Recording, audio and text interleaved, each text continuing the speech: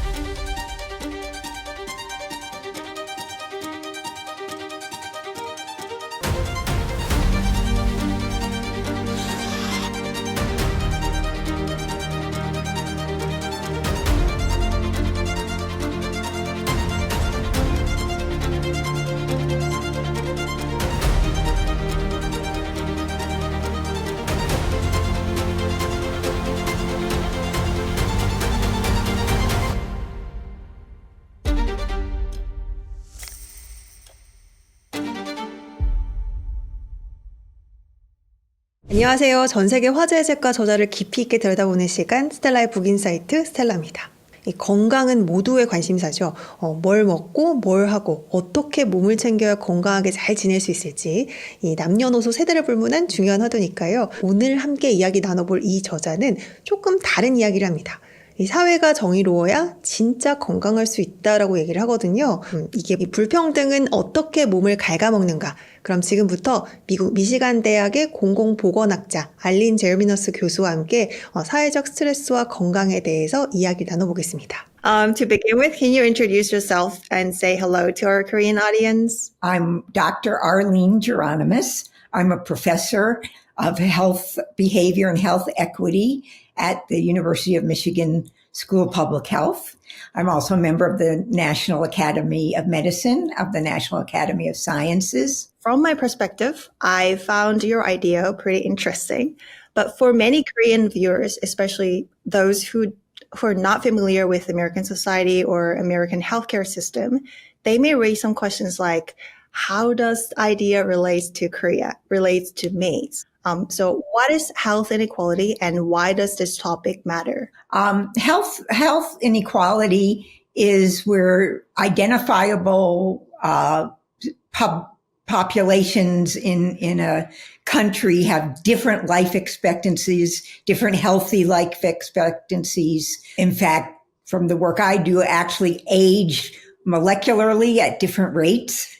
But it's not due to anything inherent in the people or genetic. It's all structurally rooted in the ways that people in different groups face different lived experiences, different amounts of resources, different environments of various kinds. The reason I think Koreans and everybody across the world might find my work applicable or of interest is because my work is mainly concerned not so much with what happens if you can get to a hospital once you're already sick.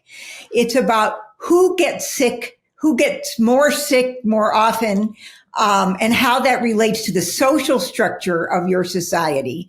And I know that there's great inequality in South Korea. I know I've certainly gotten some pretty extreme images of it through Squid Games or Parasite. Some groups are more dominant, some are more stigmatized, some have more opportunities and easier access to income and resources and also just status. So assuming, that we're all human, weathering could theoretically happen to anybody. The structural problem in society actually affects the people's health, and the stress is the key word. So let's start with the title. The Korean edition has a title with a slightly softer tone, but when I look at the American cover, the title has a stronger message, I think, weathering the extraordinary stress of ordinary life in an unjust society. So what does that mean?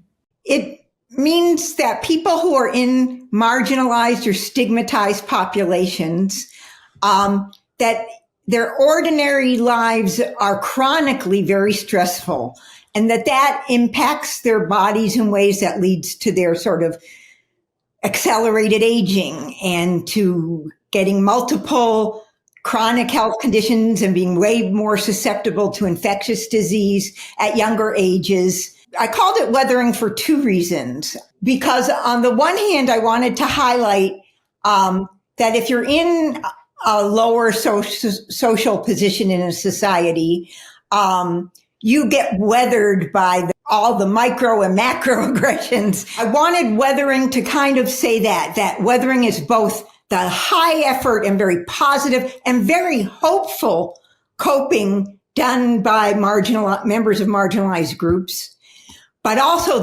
the amount of assaults that come at them and weather them the same way a rock is weathered by too much, rain over thousands of millions, even of years. The kinds of stressors I'm talking about, as I said, are chronic and an individual cannot manage them. In fact, our system is so rigged against certain types of people or groups of people that there's no way to avoid stress. Your body is put into a state of physiological stress arousal. South Korea has one of the highest suicide rates and the lowest birth rate among OECD countries.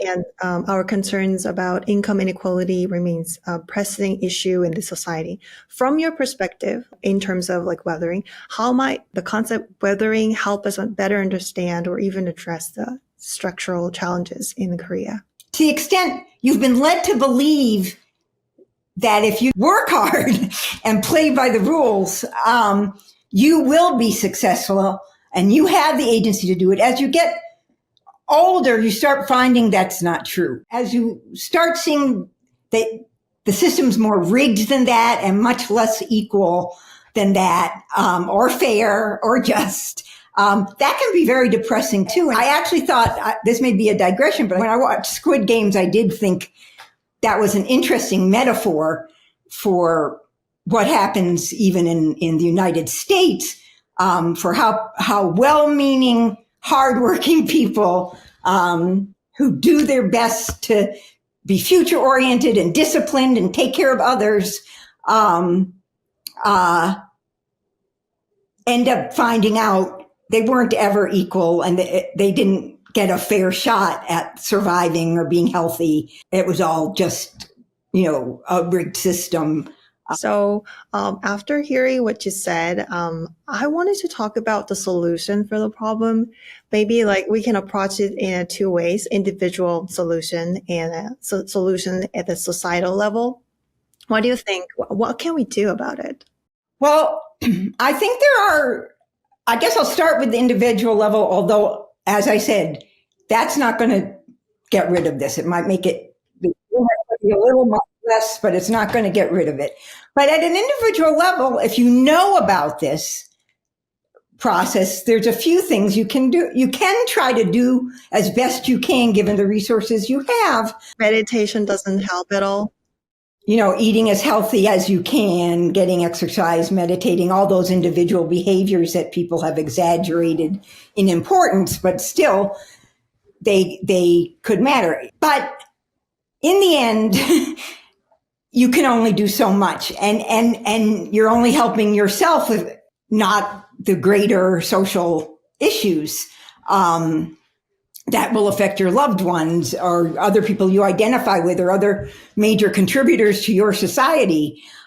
So the structural solutions are really necessary, but they're obviously hard. But what I like to think is chronic stress is everywhere. And so to the extent we can either directly change those structures or at least be aware that those are the causes so we can figure out ways to change them or not let them harm us as much. If there is one more thing you want to say to Korean readers. You're also dealing with issues of inequality and immigration. And if there's anything you read in the book or learn from this interview or whatever can help you wrap your mind around those things in a way that could lead to justice or just even health, more equitable health across populations, I hope you can make that happen.